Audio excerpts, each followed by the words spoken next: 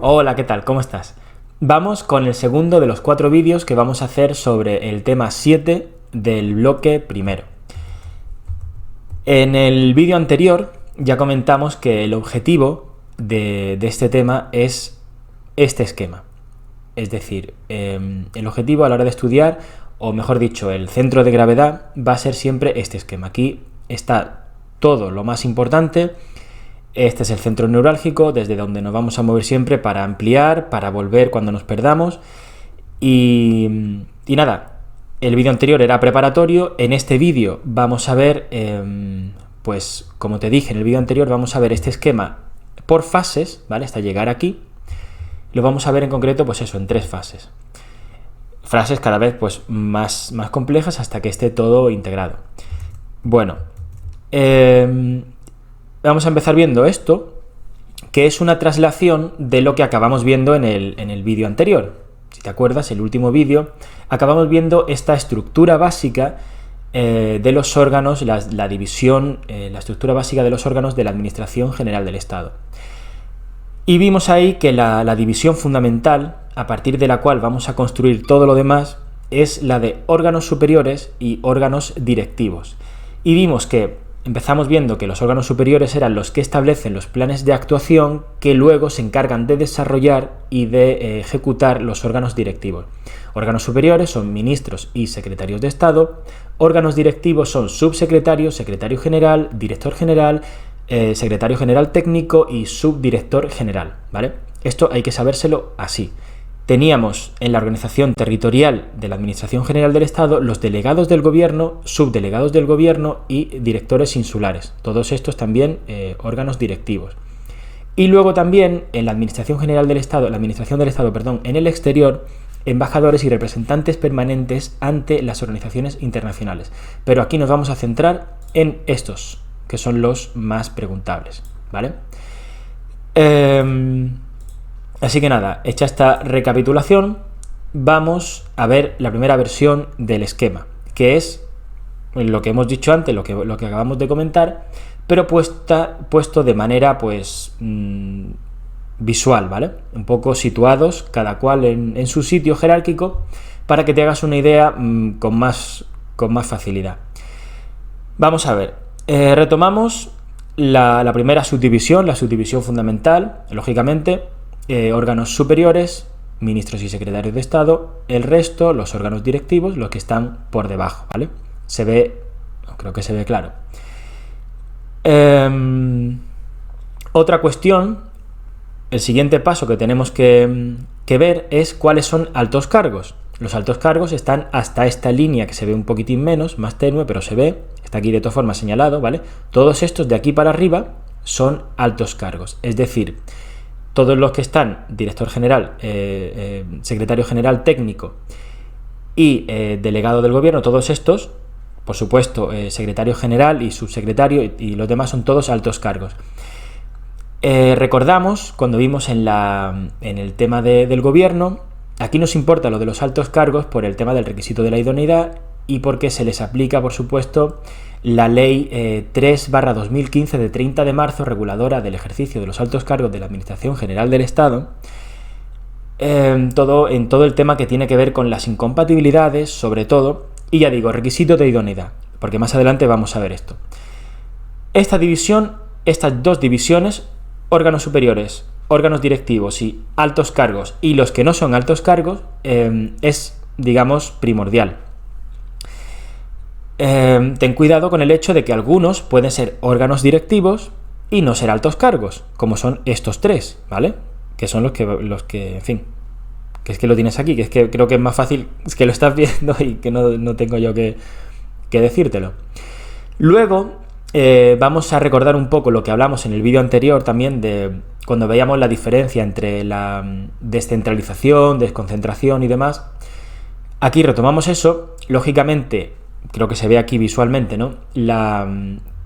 Pasamos de administración central a administración territorial por la desconcentración territorial, es decir, dentro del seno de la Administración General del Estado, de la persona jurídica de la Administración General del Estado, no hay cambio de persona jurídica, porque si no sería descentralización, ojo con eso, hay cambio de titularidad, pero no de persona jurídica, pasamos, haciendo eso, en el eje horizontal, pasamos por desconcentración territorial a la administración territorial.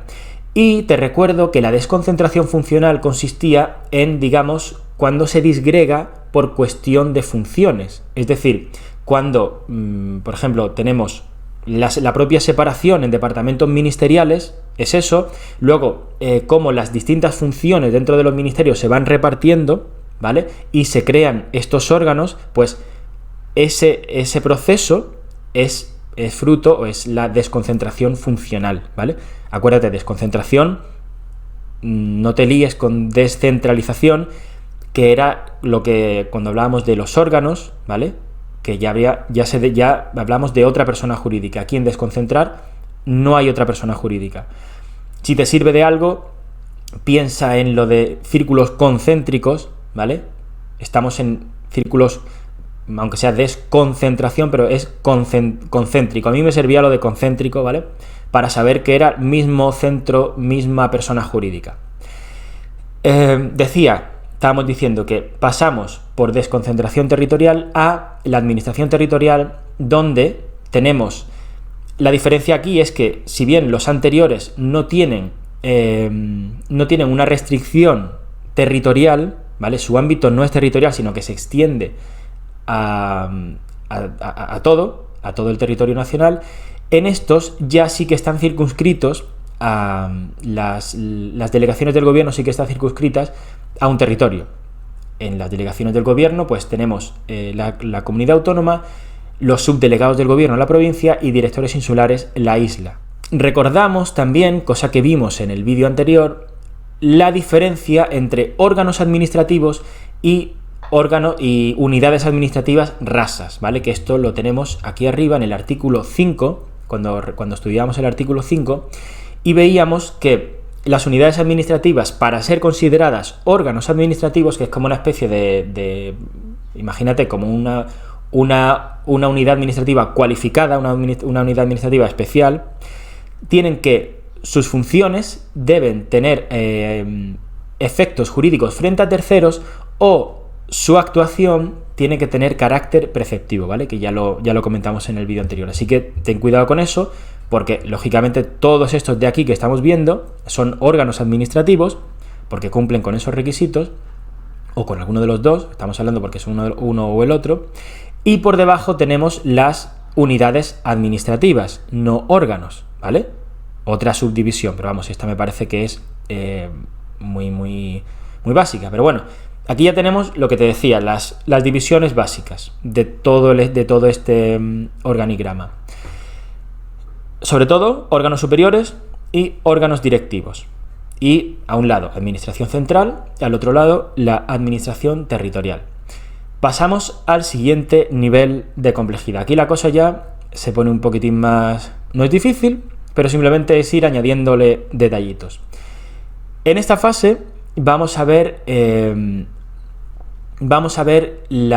estas cosas que tenemos aquí. La creación y luego el nombramiento, o la propuesta y el nombramiento de los titulares. Es decir, por un lado, la creación del órgano, que tenemos que... Imagínate que estamos hablando de crear casilleros, y luego la propuesta y nombramiento de los titulares que van a ocupar esos casilleros, ¿vale? A mí me servía lo de pensar en como que primero se crea la casilla, luego llega el titular y así. También un poco porque el objetivo de esto es que seas capaz de llegar y ser capaz de reproducir esto entero, ¿vale? De cabeza. Es de estas cosas que, en fin, que hay que sabérselas, no queda más.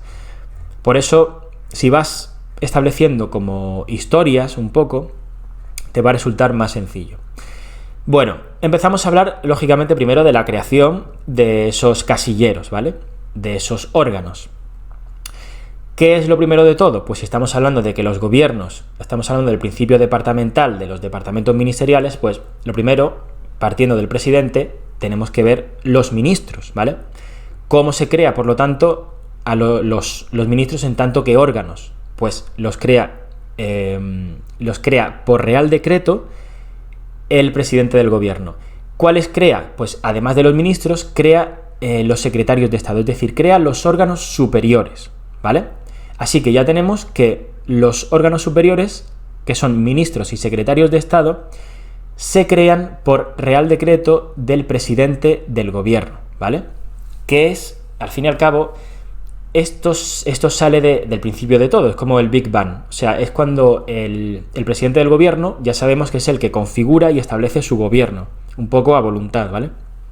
Y dice, pues, primero antes de nombrar, primero tiene que decir cuántos ministerios va a haber, cuál va a ser el nombre de cada uno de los ministerios y el ámbito funcional del ámbito respectivo de esos ministerios, ¿no?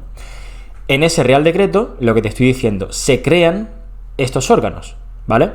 Ahora, bueno, vamos a seguir en la creación, luego pasaremos al nombramiento. ¿Cómo se crean los órganos directivos? Ya hemos visto, los órganos superiores se crean por Real Decreto del presidente del gobierno.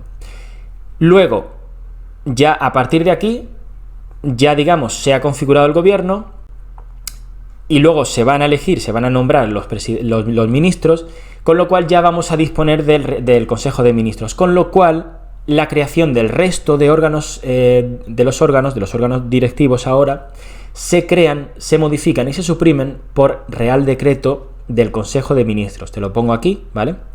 De todas formas, tienes aquí una nota para verlo mejor. El asterisco 1 te lleva aquí, ¿vale? Que va a iniciativa, todos estos órganos, a iniciativa del ministro interesado, del ministro al que le interese crear ese órgano en cuestión, y a propuesta del ministro de Política Territorial y Función Pública, ¿vale? Esto es que es así. Vale, ya hemos visto la creación. Ahora vamos a ver el tema de la propuesta y el nombramiento de los titulares.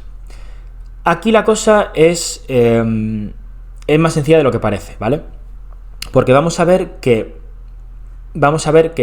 recuperando la clasificación que veíamos antes y vamos a ver cuáles eran los altos cargos, pues ahora es tan sencillo como que tienes que partir de eso y decir, todos los que son altos cargos se nombran por Real Decreto del Consejo de Ministros, salvo uno que ya sabes, que es el rey, ¿vale?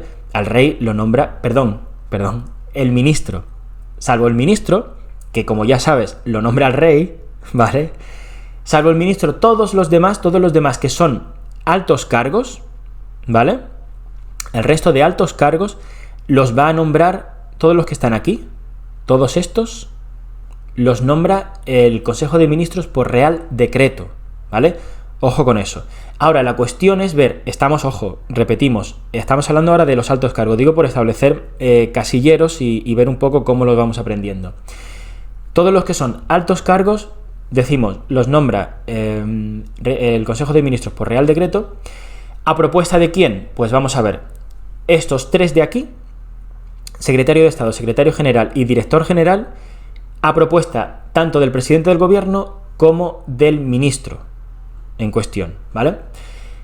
Luego, subsecretario y secretario general técnico, a propuesta del ministro, y luego delegado del gobierno, a propuesta solamente del presidente del gobierno. Es decir, tenemos que estos tres son a propuesta a propuesta del presidente o del ministro, luego a propuesta del ministro y luego a propuesta del presidente del gobierno. ¿Cómo te puedes acordar un poco de esto? Pues aparte de saber que esos tres primeros eran uno de los dos, luego uno y luego el otro. ¿Cómo puedes hacerlo? Pues es sencillo, o sea, recordando lo que hablamos en el vídeo anterior, y ahí vimos, y lo vamos a ver lo vas a ver aquí abajo, es decir, aquí abajo lo tienes, esto que te estoy diciendo, que estos son los que se encargan de los servicios comunes, ¿vale? Subsecretario y secretario general técnico son los que se encargan de los servicios comunes, ¿vale? Servicios comunes que ya comentamos que eran dentro del ministerio los que se encargan de todas las labores de asistencia en todos los sentidos, ya sea de gestión de personal, sobre todo de recursos humanos, que es lo que más nos va a importar a nosotros en las oposiciones, tanto como gestión financiera, estudios, estadísticas, publicaciones, todo lo que es el trabajo, digamos, de funcionamiento administrativo interno, el mantenimiento, ¿vale? Vital del ministerio lo llevan a cabo ellos, con lo cual es lógico que estos solo sean a propuesta del ministro, ¿vale? Así que si ya sabemos que eran uno de los dos, uno y el otro, pues ya más o menos puedes establecer cuál queda a cada lado y aprendértelo, ¿vale? Eso en cuanto al tema de la propuesta. Estamos hablando, ojo, altos cargos. Nos quedan todavía órganos superiores que no son altos cargos, que los vimos arriba, como son el subdirector general, que aquí hay que tener cuidado con el nombramiento, ¿vale? Porque aquí el nombramiento hay que tener cuidado porque lo nombra, nos dice la ley que lo nombra el ministro, secretario de Estado o subsecretario del que dependan. Es decir, es uno de ellos, porque ¿dónde está la trampa aquí? Porque se entiende por un lado que dependen en cuanto a nombramiento de uno de estos tres, nos dice la ley claramente. Ahora, ¿qué pasa? El subdirector general trabaja coordinado con el director general, ¿vale? Bajo la supervisión directa del director general, pero el nombramiento viene de más arriba. Viene de ministro, secretario de Estado o subsecretario. Yo sé que eso es un poco puñetero, porque lógicamente uno siempre tiende a pensar, ¿quién lo nombra? Pues este. Pues a veces un poco sirve aplicar un poco la lógica inversa, es decir, ¿cuál es lo lógico? Pues lo contrario de lo lógico. ¿Qué es lo contrario de lo lógico? Pues otros de arriba. En este caso nos dice de los que dependan, ministro, secretario de Estado, subsecretario, ¿vale? Te lo pongo aquí en todo caso, ¿vale? Y nada, luego, en cuanto a la administración territorial, ya hemos visto cómo funciona el nombramiento y propuesta del delegado del gobierno, y ahora los demás vienen un poco en cascada, en el sentido de que los demás, el delegado del gobierno es el superior de los otros, y es el que los nombra por resolución. Ojo, el único detalle es que al director insular lo propone el subdelegado del gobierno, ¿vale? Tan sencillo como eso. Y otro detalle es que los que no son altos cargos, se nombran por libre designación, que ya veremos con la calma y el detalle que se merece en qué consiste la libre designación cuando estudiemos el bloque de personal, pero que sepas eso. También un poco por si te sirve otra vez de anclaje para separar qué hay en cuanto a nombramientos, en cuanto a la propuesta y nombramiento. Hay una separación entre los que son altos cargos y los que no son altos cargos en varias cuestiones, las que hemos visto antes, y ahora te recalco también el tema de libre designación. Estos tres se nombran por libre designación, ¿vale? Y nada. Antes se me olvidó comentar que las unidades administrativas, ¿vale? Se me olvidó comentar, las unidades administrativas se gestionan con RPTs, ¿vale? Relación de puestos de trabajo. Pero bueno, ahora mismo no estamos hablando de unidades administrativas, aquí estamos hablando de órganos. Y lo importante es lo que hemos hablado antes. Así que nada, podemos pasar al siguiente y último nivel de dificultad y complejidad en este macroesquema, que es macroesquema fase 3, en el que vamos a ver pues un par de detalles. Vamos a ver sobre todo cuestiones que tienen que ver con la obligatoriedad, entendida en el sentido de qué órganos deben existir sí o sí, y los requisitos que deben cumplir los titulares, ¿vale? Así que nada. En cuanto a tema de la obligatoriedad, bueno, esto es una cuestión que quizá no es tan importante, pero sí nos sirve un poco para trastear, ¿vale? Para darle vueltas a este esquema, incluir otra perspectiva y que a lo mejor te resulte más fácil asimilarlo, ¿vale? Bueno, alguno de estos, lógicamente, no tiene mucho sentido plantearse si son obligatorios. Si estamos hablando de un ministerio, pues un ministro, tú me dirás si es obligatorio, ¿vale? Pero cosas curiosas es que secretario de Estado y secretario general, estos de aquí, no son órganos obligatorios. Puede no haber, ¿vale? Luego, otra cosa que es de cajón es que los subsecretarios y los secretarios generales técnicos, que hablamos que se dedican o que se encargan de los servicios comunes, los llamados servicios comunes, lógicamente son obligatorios. En todos los departamentos ministeriales va a haber. Luego, los directores generales y los subdirectores generales no nos dice la ley que deban o no deban existir. Pero en tanto que estos son los que en última instancia se dedican a la gestión nos dice aquí, te lo pongo aquí, la gestión de áreas funcionalmente homogéneas, es decir, los que al final llevan a cabo como órganos directivos lo que establecen los órganos superiores, ¿vale? Pues en tanto que el ministerio hace algo, pues hará falta direcciones generales y subdirección general, ¿vale? Así que bueno, son órganos que tienen que estar ahí o van a estar ahí siempre. Luego pasamos a la administración territorial y aquí ya es un poco más de cajón, porque si estamos hablando de las delegaciones del gobierno, pues lógicamente van a existir en todas las comunidades autónomas, aunque hay que tener un detalle, y es que los subdelegados del gobierno en las comunidades autónomas uniprovinciales pueden no existir, ¿vale?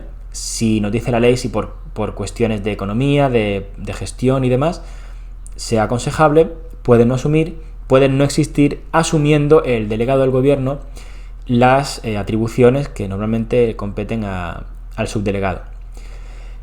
Vale, esto en cuanto a la obligatoriedad entendida así, ¿vale? Que son órganos que van a existir pues sí o sí. Luego, en cuanto a los requisitos o los criterios de elección de sus titulares, también hay unas cuestiones que me parece que son muy interesantes, que son, vamos a ver, las siguientes. Para empezar, recordamos lo que vimos antes, cuáles eran altos cargos, son todos los que están aquí arriba, de manera que todo lo que vamos a decir ahora hay que sumarle siempre el requisito de idoneidad si son altos cargos, ¿vale? Eso que quede claro.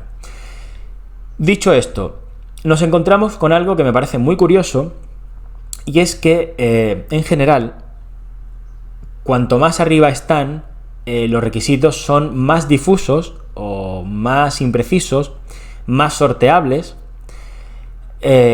dejando al margen lo del criterio de idoneidad y todas las incompatibilidades que ya sabemos que lleva aparejada el ejercicio del alto cargo, ¿no? Pero bueno, dicho esto, ¿a qué me refiero con esto? Pues vamos a ver.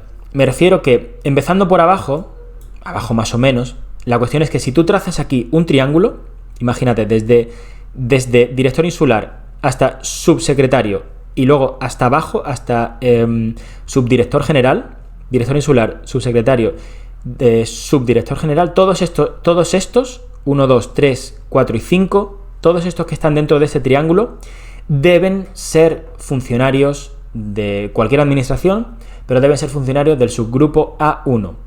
En el resto de los casos, este requisito, de un modo u otro, se puede eludir. Me parece que es un poco curioso, aparte de porque es el mundo al revés, ¿vale? En cuanto a la exigencia de requisitos, me parece que es curioso porque te puede servir interesante porque te puede servir para aprendértelo, ¿vale? Si tienes en cuenta esa paradoja, ¿vale? De que si formas un triángulo, los que entran en ese triángulo son a los únicos a los que se le exige de verdad ser funcionarios A1.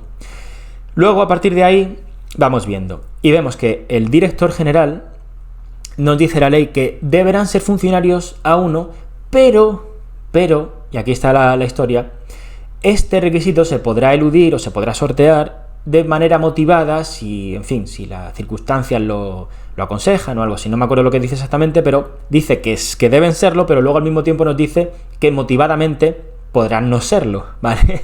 Así que bueno, y ya el resto de los órganos o de los titulares, ya hablamos de cualificación y experiencia, no tiene por qué ser A1, y en el delegado del gobierno hablamos que el presidente del gobierno, lógicamente, ya vimos que lo propone el presidente del gobierno, lo tiene que elegir por criterios de profesionalidad y experiencia, ¿vale? Que, en fin, es como el requisito de idoneidad, que es un poco como ser buena gente, ¿sabes? Que quién dice que es... ¿Cómo se estipula eso? Pero bueno, que me parece curioso, ¿vale? Me parece curioso, no tanto por el hecho que este no es el sitio para discutir este tipo de historias, pero me parece que te puede servir un poco para aprenderlo, ¿vale? Y bueno, pues ya conforme subes, no hace falta recordar el tema de los requisitos para ser miembro del gobierno, que eran, pues, básicamente ser mayor de edad y no estar inhabilitado y demás. Te recuerdo que los secretarios de Estado no son, paréntesis, te recuerdo que los secretarios de Estado no son miembros del gobierno, ¿vale? Que es algo que les gusta mucho preguntar y no son. Pero ves que a veces se comportan un poco parecido, en tanto que, por ejemplo, lo que veíamos antes, que son órganos que se crean junto con los ministerios, ¿ves? Tienen sus cosas así un poco parecidas, pero no son miembros del gobierno. Vale, me voy un poco por las ramas, vuelvo un poco. El tema de requisitos y criterios, y nada, esto era lo más importante. Luego hay una serie de detallitos que vas a ir viendo aquí, ¿vale? Que he añadido, como por ejemplo, luego otra serie de figuras de apoyo aquí en los delegados del gobierno, el ejercicio de ciertas potestades, la expropiadora y la sancionadora, que ejerce la jefatura de los cuerpos y fuerzas de seguridad del Estado bajo la dependencia del Ministerio del Ministro de Interior. Un detalle que puede ser un poco fastidioso, y es que nos dice que las delegaciones del gobierno están adscritas orgánicamente al Ministerio de Política Territorial y Función Pública, pero tienes que tener mucho cuidado, tienes que discernir esto muy claramente del hecho de que el delegado del gobierno depende orgánicamente del presidente del gobierno y funcionalmente del ministro competente según la materia, porque lógicamente el delegado del gobierno despacha muchos asuntos, pues según la materia. En este caso, por ejemplo, hablábamos de la jefatura de los cuerpos y fuerzas de seguridad del Estado. En ese tema hablamos de dependencia funcional del ministro del Interior, ¿vale? Detallitos, pero bueno, este tipo de detalles los vas a ver, los vas a ir viendo. Creo que sí, esto era todo lo más importante de este esquema. Y luego en los dos próximos vídeos lo que vamos a ver es el desarrollo de cada uno de estos órganos, sobre todo en tanto competencias, funciones, sobre todo competencias y funciones, y lo más importante que vamos a ver sobre todo es lo que tiene que ver con los subsecretarios, también secretarios de Estado, pero sobre todo subsecretarios, porque es aquí donde aparecen cuestiones de personal, que es eso muy importante. Es lo que te decía al principio del primer vídeo. Este tema es llave, o sea, es un tema fundamental para luego entender muchas otras cuestiones. Saber ubicarte en este esquema de aquí, saber dónde está cada uno, por qué está ahí, a qué se dedica y demás, es muy importante, tanto por este tema, porque luego cuando veamos aquí las atribuciones y todo eso, saber dónde están te va a ser como tener un poco los cajones donde ir colocando las cosas. Ese orden te va a venir muy bien. Y luego para enfrentar muchas cuestiones que vamos a ver más adelante de temas, no solo de personal, también lo vimos en el vídeo anterior, de gestión financiera, por ejemplo, de derecho administrativo, va a venir muy, muy, muy bien. Y nada, lo vamos a dejar aquí, porque en realidad esto era lo que hasta aquí quería llegar. Lo vamos a dejar aquí. Espero que te haya resultado útil, como siempre te digo, y nos vemos en próximos vídeos. Hasta pronto, chao.